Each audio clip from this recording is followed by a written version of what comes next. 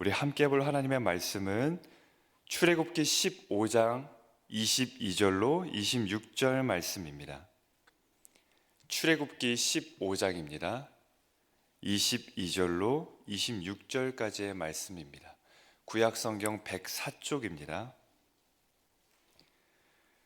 출애굽기 15장 22절로 26절까지의 말씀인데요. 우리가 한 절씩 교독하시겠습니다. 모세가 홍해에서 이스라엘을 인도하며 그들이 나와서 수르 광야로 들어가서 거기서 사흘 길을 걸었으나 물을 얻지 못하고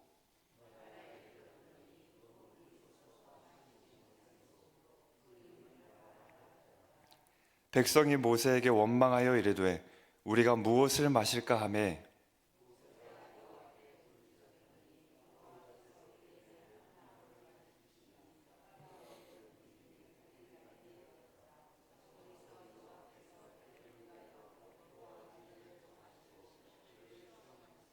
함께 보겠습니다.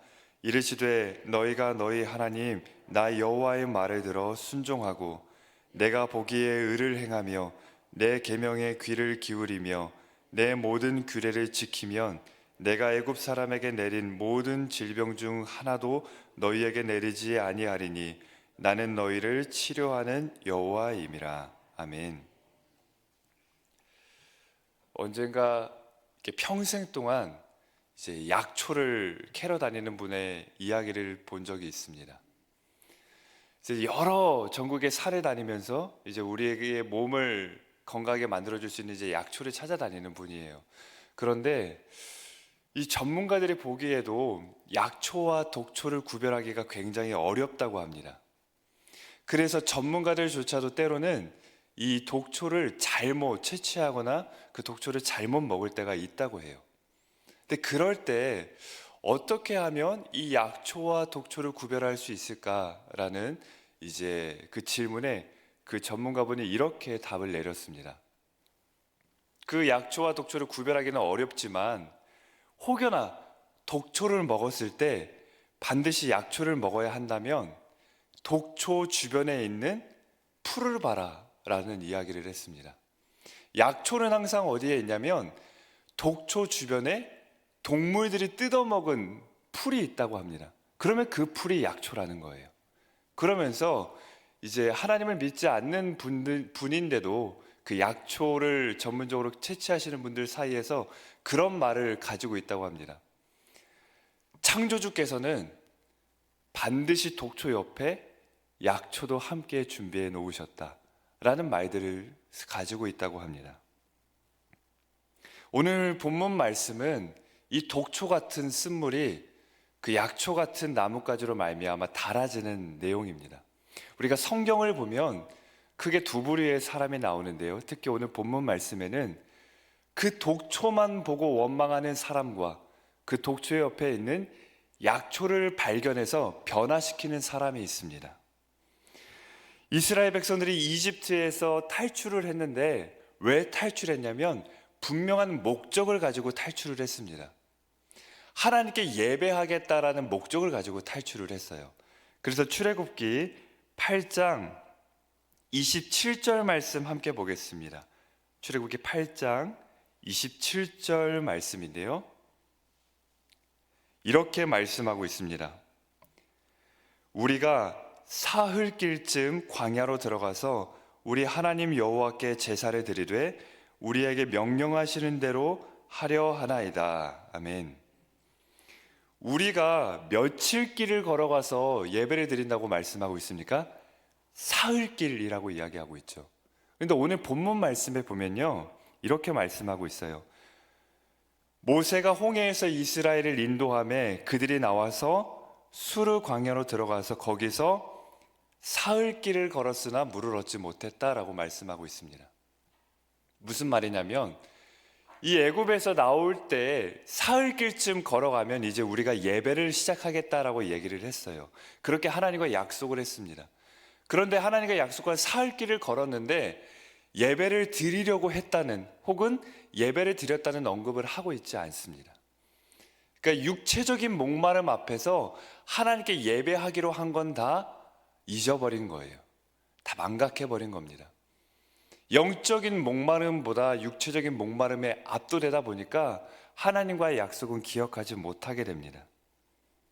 그리고 계속해서 크고 작은 문제마다 하나님께 원망을 하게 됩니다.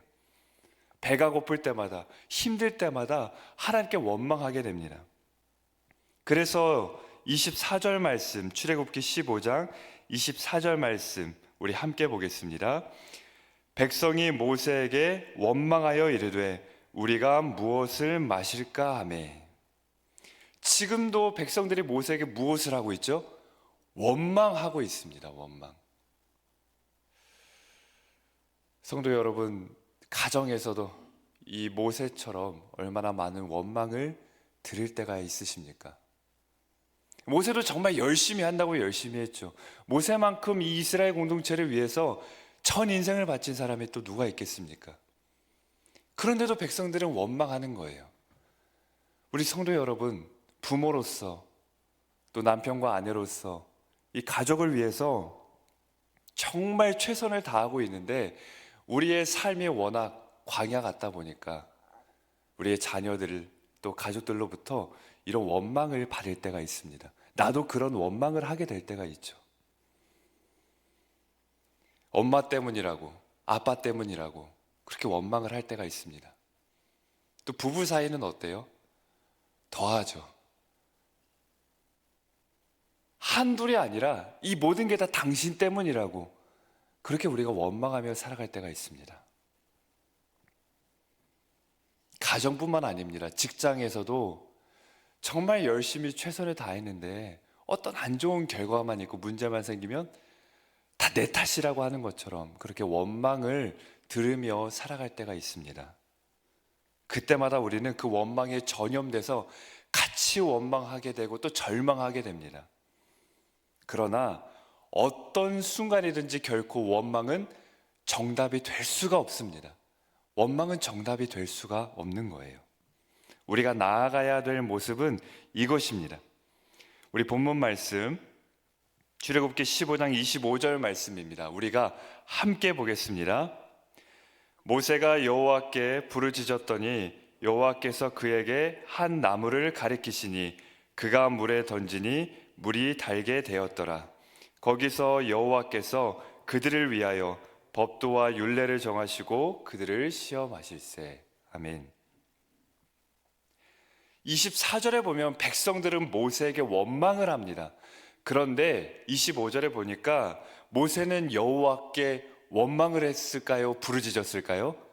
부르짖었다고 말씀하고 있습니다. 바로 우리의 가족 공동체 안에서, 우리 교회 공동체 안에서, 우리의 직장과 이 나라에서 필요한 사람은요, 원망하는 사람이 아닙니다. 우리에게 필요한 사람은 원망하는 소리도 부르짖는 소리로 바꿀 수 있는 사람입니다. 모세는 자신을 향하는 원망을 하나님께 부르짖는 소리로 바꿨습니다. 똑같이 원망하지 않았어요. 하나님, 백성들이 나에게 원망합니다. 하나님 도대체 왜 안 들어주십니까? 라고 원망하지 않았습니다. 자녀들이 우리에게 원망합니다. 또 배우자가, 또 직장에서, 또 내가 도움을 주고 신뢰를 하고 사랑했던 이웃들이 나에게 원망을 할 때가 있습니다. 그때 그 원망을 똑같이 하나님께 하는 게 아니라 나는 비록 그 원망에 둘러싸여 있다 할지라도 그 원망을 하나님께 부르짖음으로 바꿀 수 있는 사람, 하나님은 그 사람을 통해 역사하신다는 겁니다. 25절 말씀 중간에 보면 여호와께서 그에게 한 나무를 가리키시니 말씀하고 있습니다. 그리고 그 나무를 마라에 던지자 그 물이 달게 되었죠. 하나님의 그 나뭇가지를 중간쯤에 주신 게 아니에요. 처음부터 그 마라 옆에 마치 독초 옆에 약초를 준비해 놓으셨듯이 그 옆에 놔두셨습니다.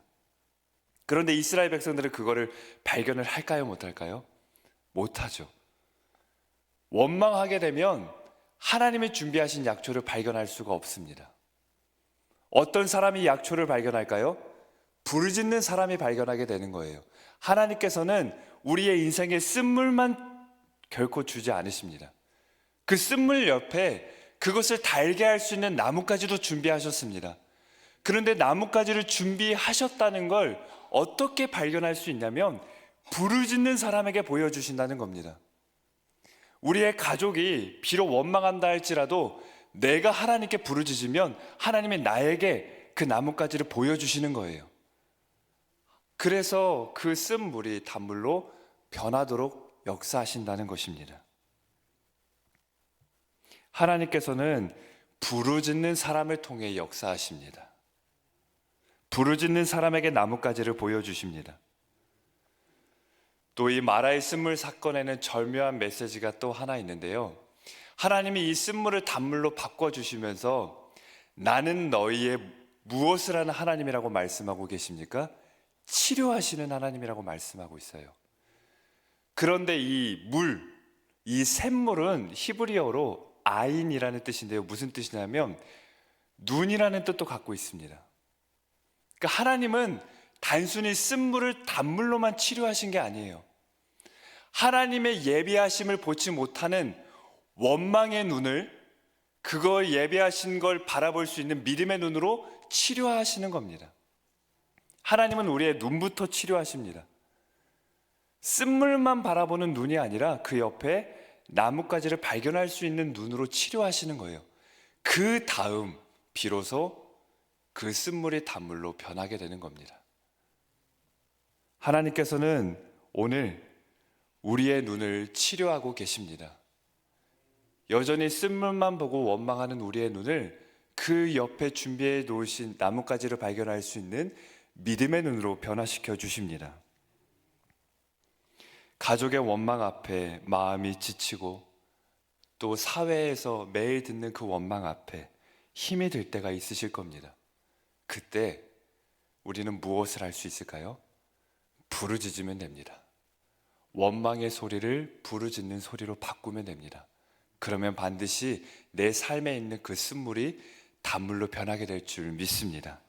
우리의 가족 중에 그 누구도 하나님이 예비해 놓으신 그 나뭇가지를 발견하지 못한다 할지라도 이 자리에 나와 있는 우리 성도 여러분 한 사람 한 사람을 통해 하나님께서 그 옆에 있는 나뭇가지를 발견하게 만드실 것입니다.